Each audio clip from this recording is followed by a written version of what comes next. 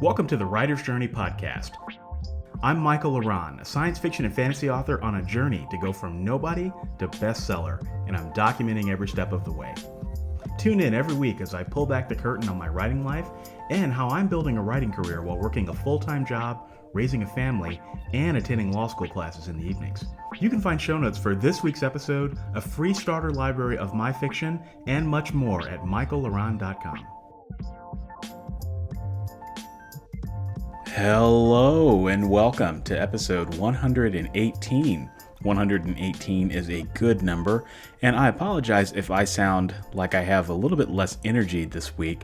It's not because I have less energy, but I'm trying to save my voice.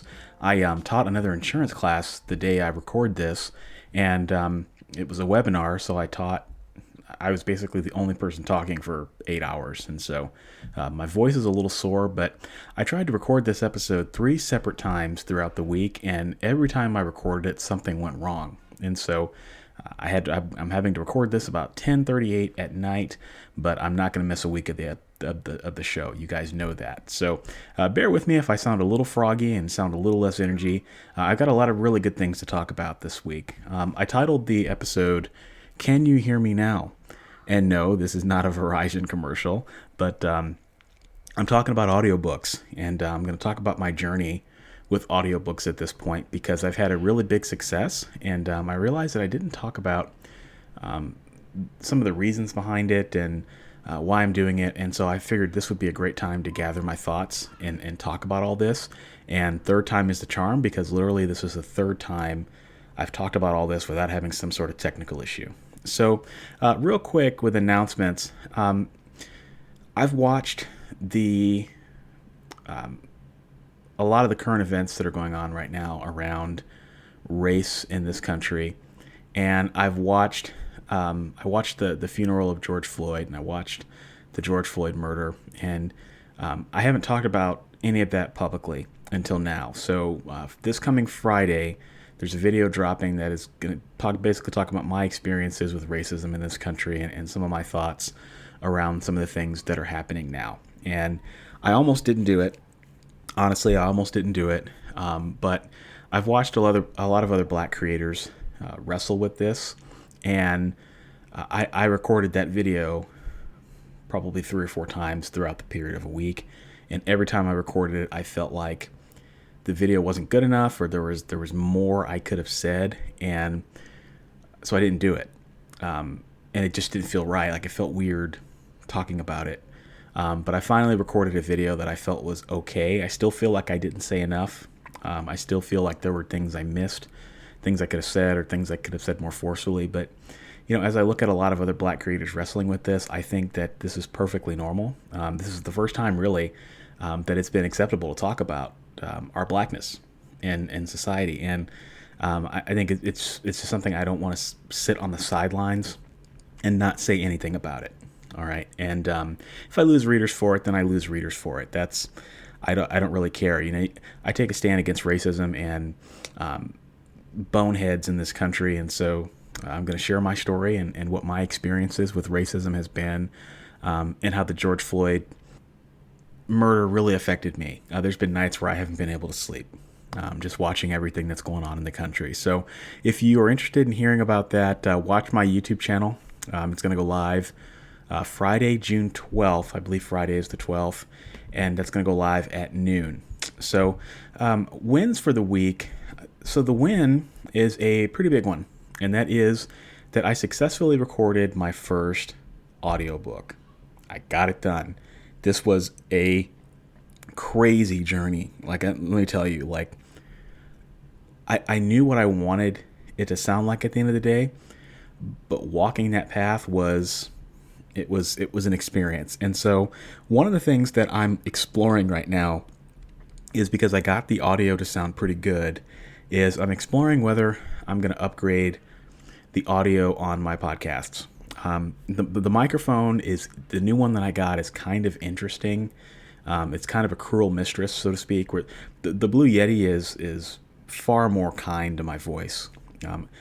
It just is. This new mic is not kind, and there's a lot that I have to do sometimes to make it sound better. So I'm going to be experimenting with that over the next few weeks, and maybe there will be an audio update coming. I also figured out how to automate my podcast more cheaply by using Audacity macros. So I think I talked last month, or not last month, but last year with you guys about how I had explored working with a programmer to automate my podcast editing. So from the time I turn off the microphone to the time that the show gets uploaded to Libsyn, how do I automate some of that? Because it's a lot of keystrokes. And so I found out, and I don't know how I didn't know this, but Audacity has a macro feature, very similar to Microsoft Excel, to where you can program it to apply certain effects and do certain things to your audio files every time with just a click of a button. And so I thought, oh, this is really, really cool. And so I have learned to automate my podcast editing,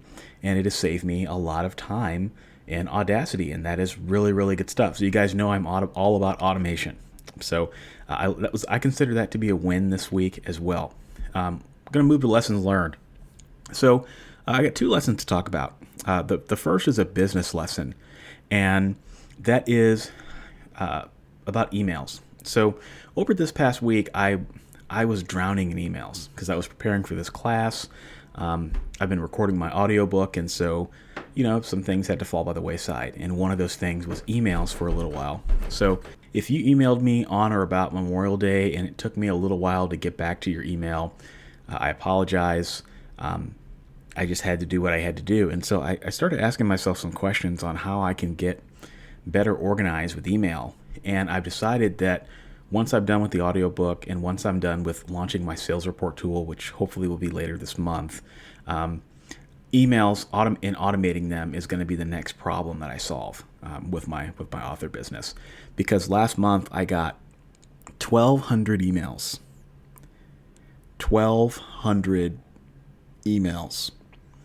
Like, that is crazy. Like, I think it was like 36.5 emails per day.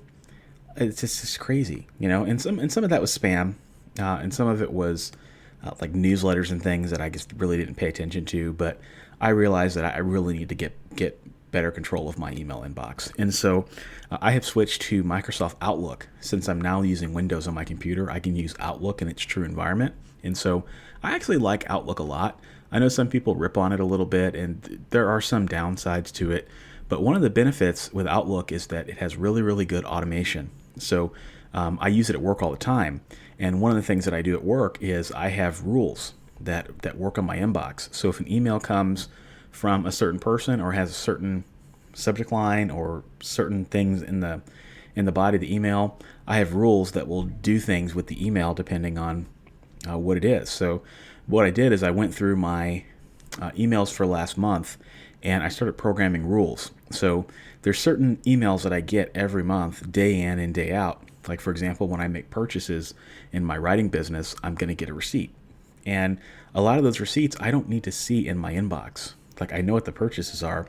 I just need those to go into my expense folder. So at the end of the month, I can tally up my expenses and download them to my tax folders and get them prepared for my accountant. But I don't need to see those in my inbox, right? So automating that out of my inbox has been something that is a win, for example. So I'm going to be talking more about that as we move into it. But automating my email, I think, is important. And my goal is, can I automate my email so that I eliminate 80% of the emails in my inbox? And that's just a number I pulled out of the air. There's no real reason for it. But how do I make sure that the emails that I'm handling are the emails that I need to be seeing? And then the emails that I don't need to be seeing, how can I, 1, eliminate them at the source, or 2, move them to somewhere so I don't need to see them except when I need them? So that's my business lesson, and it was a lot of fun going through and doing that. My writing lesson is something I learned again, but in a deeper level, and that is how to write future books for audio. So as I was narrating this audiobook, I realized that I unnecessarily made my narration more difficult on myself. Like, for example, there were things I put in the audiobook that were just kind of like head-shakingly, why did I write a sentence that way? Or why did I use that formatting thing? Because it makes it really hard to read. Like, for example, I like to use bulleted lists in my audio or in my writing books, and they look great in ebook and paperback format. But if you try to read them, they're super awkward because you really have to change your intonation depending on how the bullet point ends.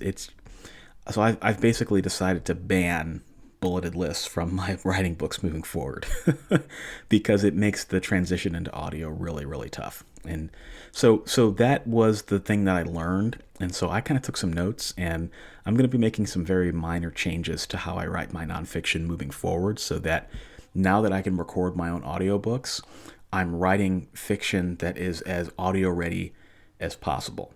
All right, and that actually leads me to my idea of the week, and that is a tool that helps your book transition better to audio. So what I imagine is a tool where you can feed your manuscript through it, and it would identify things like awkward sentence constructions that don't sound good when it's read by a narrator. Like, some sentences look fine on the page and readers read through them and they have no problem, but when you try to say them out loud, they can be a little difficult. It would identify things like tricky words. So like the word grasped, no narrator likes to say that word. That's very difficult. So there's certain words that are hard to say when you're narrating and sometimes can be hard to comprehend from the reader. It would find formatting issues that pose a problem, like bulleted lists, things that I probably should have known better, and more, and it would basically have the goal of helping you create a cleaner audiobook experience for your narrator. That's something I think I would have found very useful this past week. So yeah, there's some things I think I'm gonna try to build into my style guide moving forward so that this helps me, but it would be interesting to have a plugin that did something like this. And Pro Writing Aid actually has a feature that it will identify really awkward sentence constructions. I think they're called gluey sentences or sticky sentences or something like that. They're sentences where the reader has a hard time moving across the sentence because of certain words that are in it. So that technology does exist today, and maybe it's something that you can do in Word, or a list of things that you could do, for example, but every book is different, right? And so it's really interesting to get feedback from narrators on what they like to see and what they don't. So that would be a great idea, and if you happen to develop it, let me know. So, all right, so I want to talk about the topic of the week. I wanted to just talk about my audio journey and how I got this done. So I was really flying blind when I decided that I wanted to do my first audiobook. I knew that I wanted to do it. I didn't know if I would be able to pull it off. So what I want to talk about is why I'm doing this, because I find I can never talk about my why enough.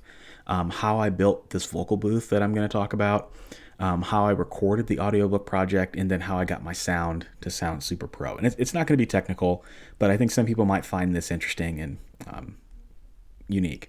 So, Michael, why dive into audio? Why do that? And that's my daughter. She's having some fun upstairs. She's watching America's Got Talent. So, why dive into audio, Michael? Well, audio right now is about 1/5 of my income, and it keeps growing every year. Audio is a real bright spot for me, and I want to make sure that I foster that and I don't allow it to fall off the map. And in doing that, I want to make sure that I look at what are some of the things that I can do to expand my sales potential. And as I look at the industry, and as I look at my own niche, which is writing books, I don't see a whole lot of writing books narrated by the author. The only one I can think of is Joanna Penn, right? I know that she's dabbled in this space. People have told me for years that I have a distinct and unique voice.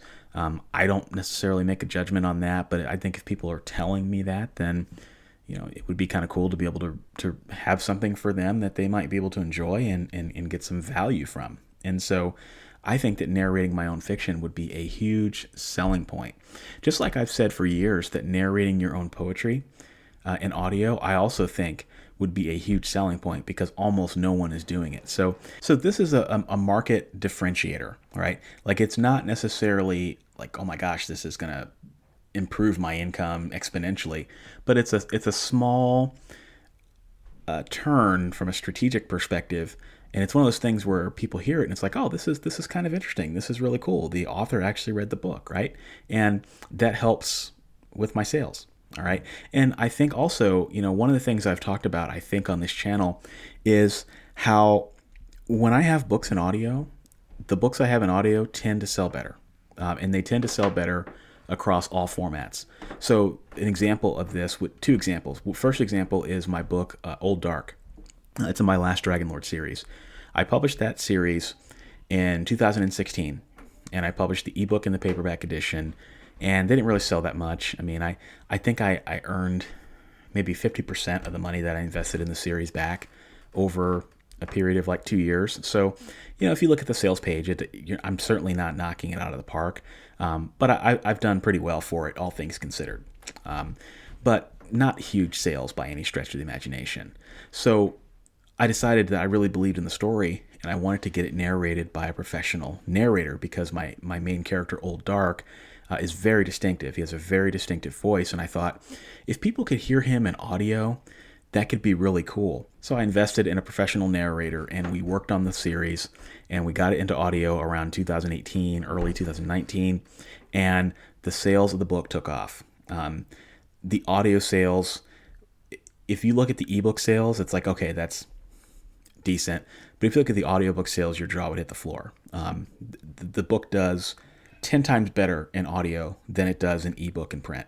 But even though it does better in audio, I noticed that I'm selling more ebooks and more paperbacks as a result. So I think that launching with all three formats is a force multiplier. And when I think about Amazon and the algorithms and trying to maximize your book's visibility in the first 30, 60, 90 days, having audio right out of the gate, I think will help improve my visibility.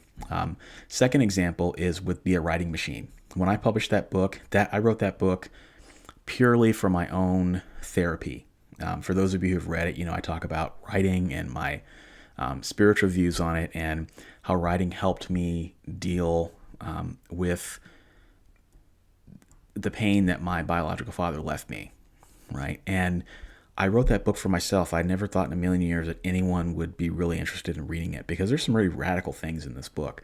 And when I first published it in ebook and paper, almost no one bought it. I mean, it maybe sold 3 or 4 copies a week across ebook and paper. That's if I was even lucky. It really didn't move the needle, so to speak. But because the book was short, I invested in a narrator. And when I published it in audio, I was kind of surprised when it doubled my sales. Like the book took off in ways that I never imagined. And many people are writing me now talking about how they really enjoyed the book and how it changed their perspective on writing. And that's all because of the audiobook. The audiobook improved the visibility of the book. So this is just a long way of saying that launching with all the formats right out of the gate, I think is a sales multiplier, and I think that is going to help improve my income. All right, because I can capitalize on the algorithms. Here's the thing, and this is kind of what I wanted to talk about on why this was a success for me, because I really, in many ways, I talk about writing into the dark and how I think that's an important skill for me. That's something that has helped improve my fiction. The more I am around and the more I take on projects and the deeper I learn about certain things, I also think that there is an element of writing into the dark when you're building your business. All right. So when I first started off on this, I had no idea where I was going to end up. All I knew was that I wanted to create an audiobook because I thought it would be a good selling point. I started on this journey and it, in many ways, was like writing into the dark, but it was with a project, right? Because it's a huge gamble. Because I had to, in many respects, jump over a lot of hurdles, and there were a lot of problems that would basically derail the project and end it if I didn't get it right. So as I looked at this journey, there were certain things I had to get right. Otherwise, it would be death. The first thing is an unprofessional sounding audiobook. If I narrate an audiobook and it sounds really bad, like if there's hissing in the background or if my voice sounds really odd, it's death. Readers aren't going to listen to that. It's just not going to happen. If I did a bad reading, like if I sound really wooden when I'm reading an audiobook, like it, kind of like Stephen King sometimes when he reads his stuff, it sounds just painful, that would be death, right? If I pick the wrong microphone, because I can't use the Blue Yeti, so if I pick the wrong microphone, that's death, because it's going to make me sound really bad. So as I walked this path, I was keenly aware of the fact that I was taking a huge gamble, and there is a zero margin for error. And I honestly don't know if I will succeed. So I'm still, in many respects, flying blind. But the reason I ultimately decided to do this and take a gamble and invest my time and invest my money in this is, one, because this is the perfect time to be building my infrastructure while the world is down, while people's attentions are elsewhere and things are cheaper. Start building my infrastructure, and quietly doing that. But this also hits on 3 of my strategic pillars. And you guys know I've talked about these all the time. It hits on 3 of them, and I won't cover all the pillars again. But first off, how can I become a world-class content creator? And I think that's important. How can I create the best books and package them in the best way? And narrating my own, at least nonfiction audiobooks, improves my packaging, right? And if people get extra enjoyment out of the fact that the reader read it, that's cool. That's unique. It's distinctive, all right? How can I become a world-class marketer? Well, narrating my own audiobooks is a great selling point, right? And then how can I become the writer of the future? I do think that audio is poised for some really big disruption. Especially when you start thinking about AI. I was talking with a company last year about getting my voice turned into an AI. And they were interested. I pitched them and approached them about it, and they were interested. But at the time, my audio wasn't good enough. They said, the Blue Yeti is just not going to cut it. So now that I'm producing my own audiobooks, I can create a licensing opportunity for myself in the future where, in the future when people can choose who their narrator is going to be, when AI sounds, when you have AI voices that sound almost like a human, maybe my voice can be one of those avatars, right? And I can be one of the first people in the water doing that. That could be kind of cool. Okay. So as I think about the future and I think about future opportunities, there's going to be a lot of opportunities that are out there, and it doesn't make sense 100% of the time to keep paying a lot of money for a narrator. If I can create a quality product myself, that is a cheaper way to position myself for opportunities, because audio is not an inexpensive investment. All right. So I know I talked a long time about my strategy, but I think that that's important because it helps set the table. I'm just talking transparently about my thoughts here. Some of the pros about doing this is because I do a pro and con analysis of everything that I do. I don't just pick things because they feel good. I'm very logical about what I choose to work on. And so as I was sitting down and thinking, okay, do I really want to do this or do I really not want to do this? The pros were that it would create a short-term gain by filling gaps in my catalog. So like right now, for example, Be a Writing Machine and How to Write Your First Novel are in audio, but Mental Models for Writers and the Indie Writers Encyclopedia are not. So that is an incomplete experience for the reader. So by getting those into audio now and having the capability to do that cheaper, that fills gaps in my catalog, and it allows me to maximize my sales for each of those books that don't currently have their editions in audio. Also, I said it's a unique selling point. There's also other long-term opportunities that I could be involved in. Like one of the things I've been playing around with is, once I have enough titles, is doing a box set in audio for my writing books. Like with a professional narrator, you can kind of do that, but you can't really. But when I do it, I can control it and I can do different things.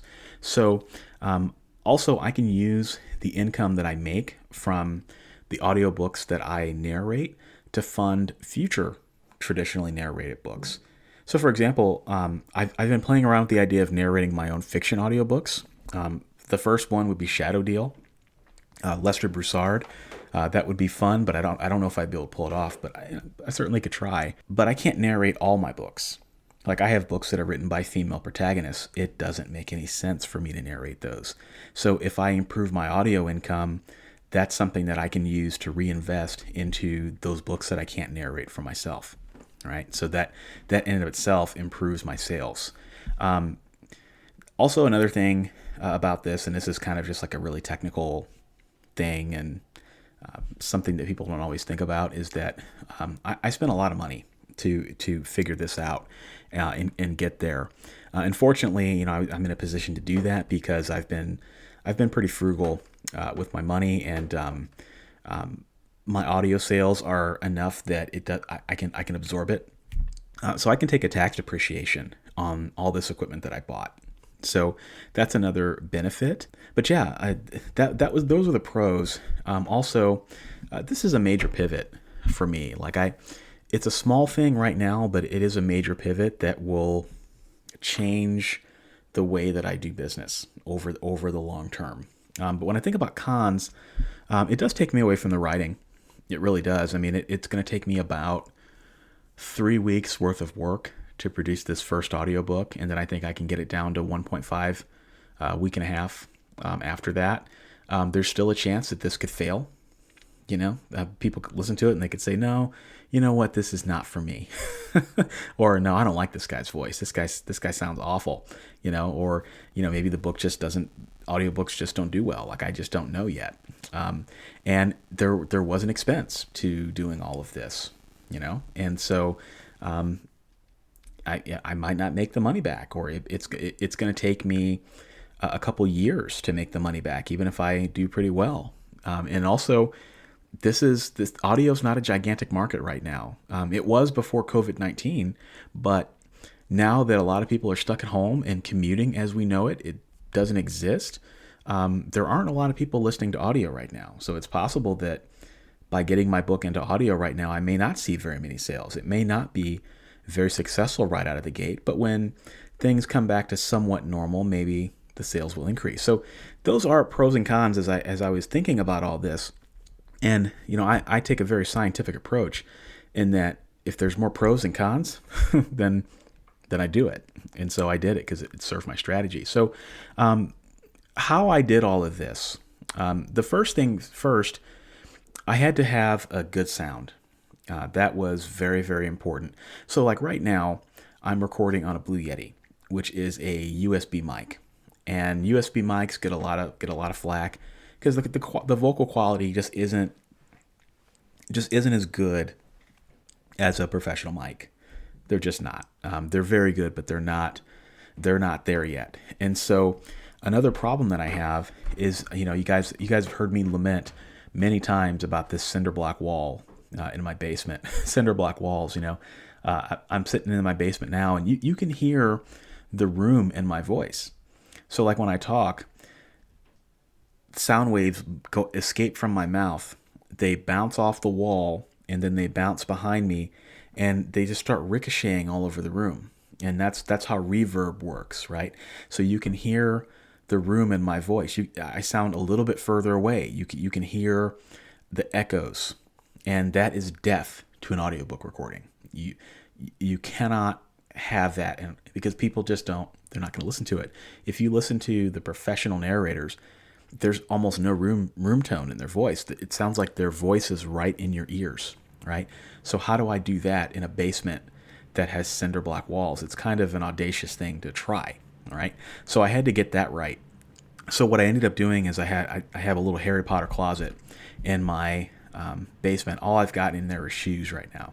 So it's got cinder block walls, but it's got some studs in there as well. So what I did is I got this idea off the internet from looking at a YouTube comment on a couple of vocal booth videos. I got some poster board, kind of like what you get at the the art and craft store. I got some poster board. It's black.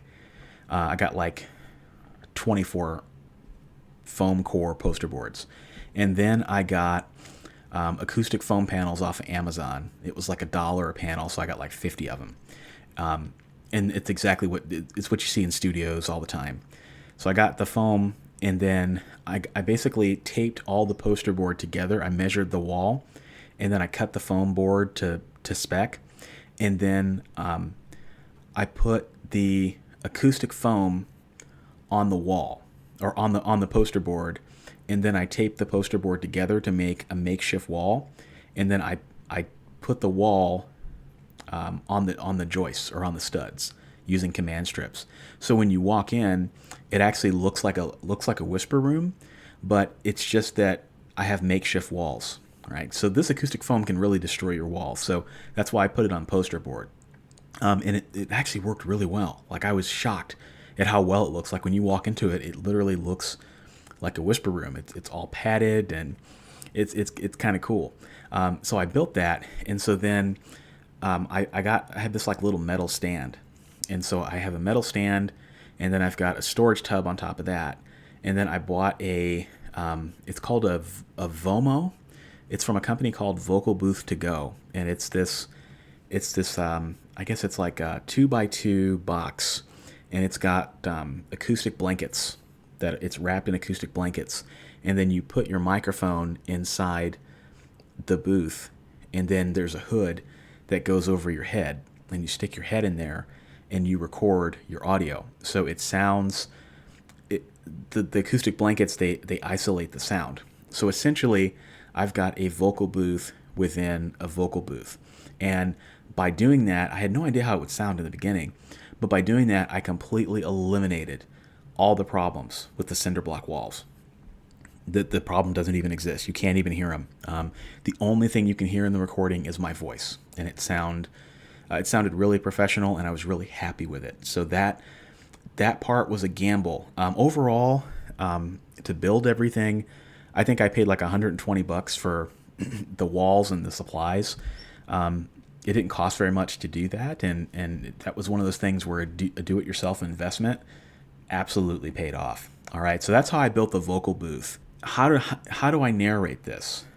So like, I found that this mic, I bought some equipment. All right, so I bought a new mic, I bought a digital interface, I bought an Audio-Technica 2035. For those of you who know what that is. And then I bought a digital interface that connects with that.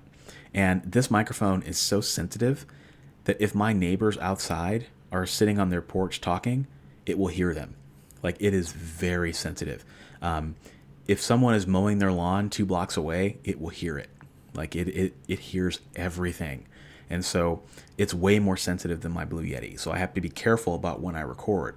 So I woke up at 5:30 each morning to record, because that's when everyone in my house is asleep.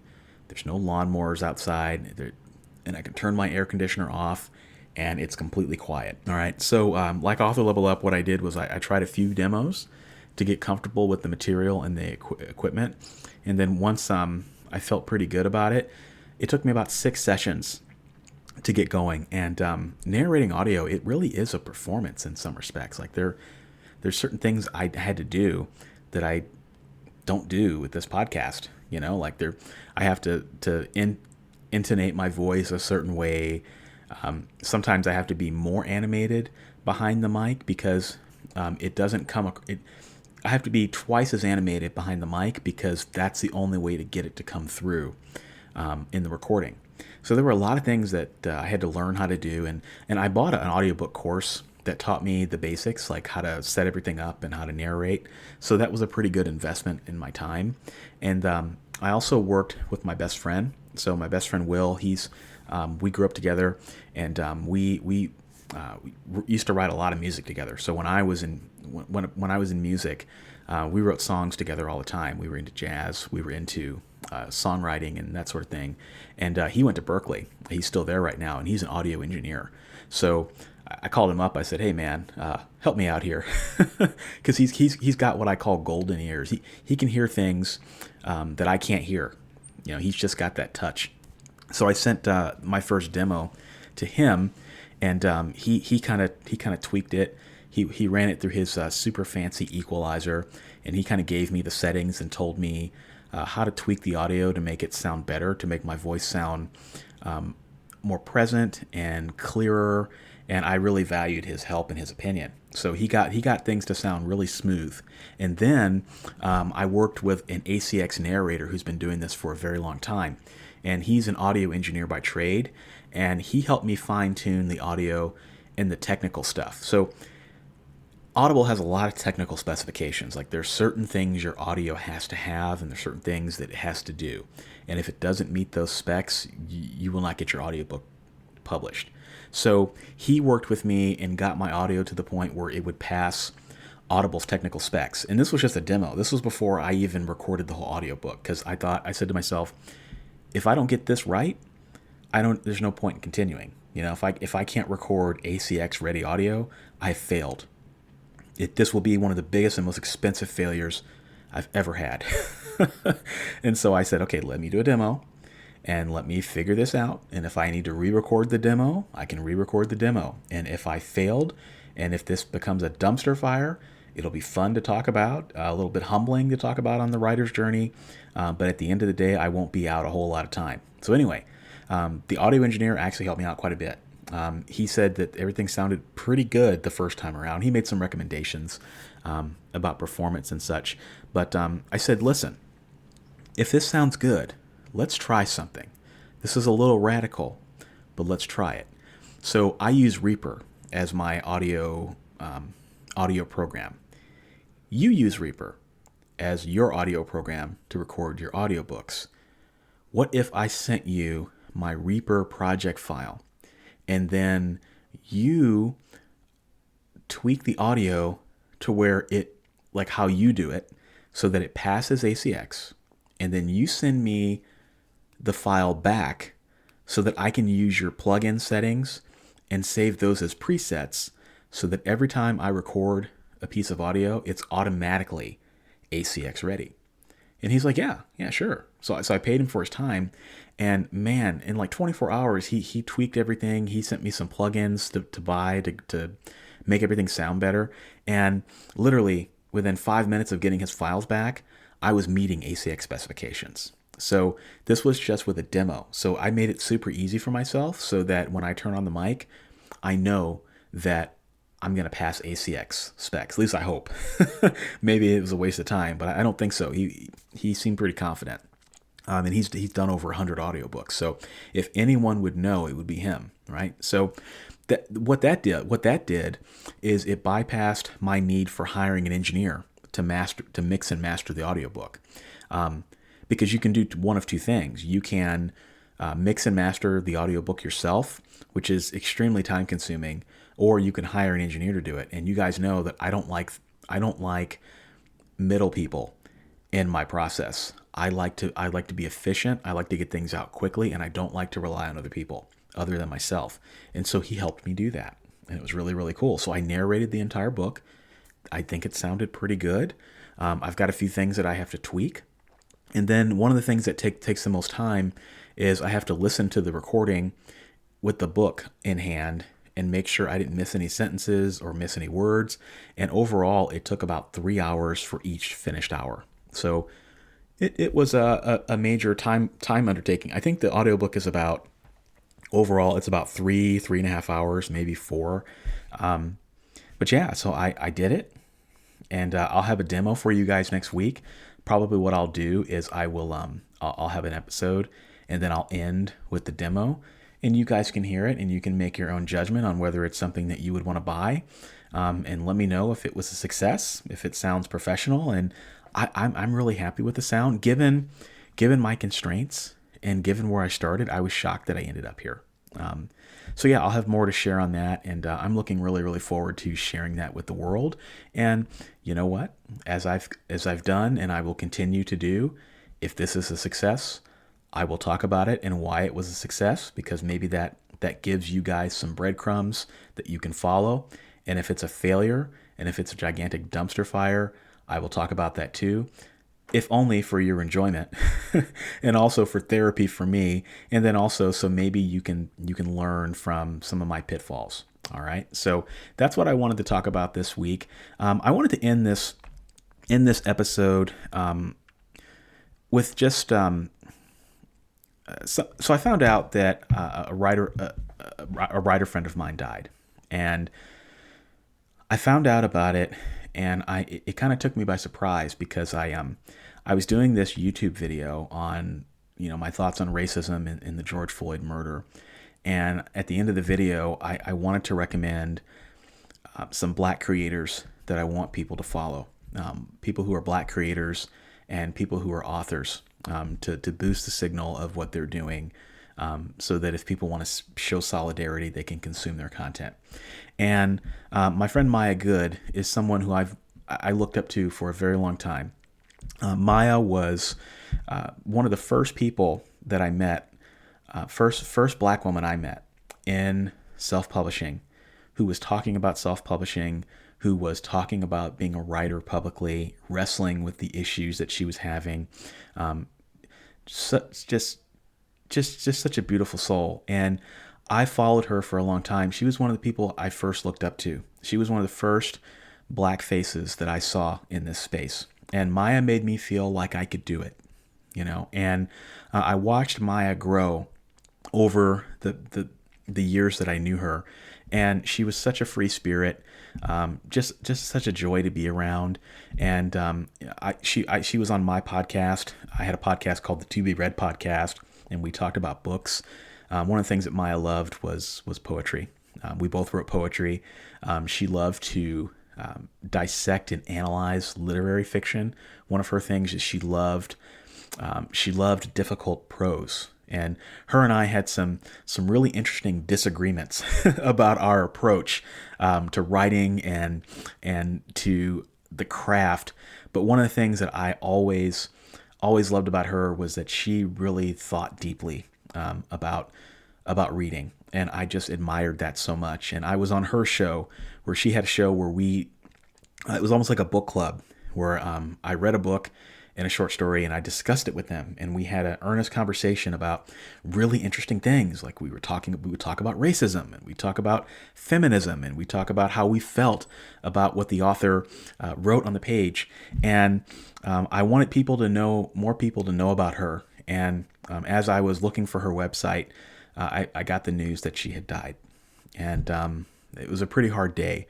And so I just want to dedicate this episode to her and to tell her to rest in peace. And I will include a link to her books so that you can check out some of the things that she's done. So with that, I hope everyone is having a great day. Hope you have a great week, and I will holler at you next time. Thanks for joining me this week. If you enjoyed this episode, you'll enjoy my backlist episodes at michaelaran.com/podcast. For your free starter library of my favorite novels, join my fan club by visiting michaelaran.com/fanclub. If you're a writer and want to connect with me further, check out my YouTube channel, Author Level Up, for helpful writing advice at authorlevelup.com. Thanks for listening, and I'll be back next week.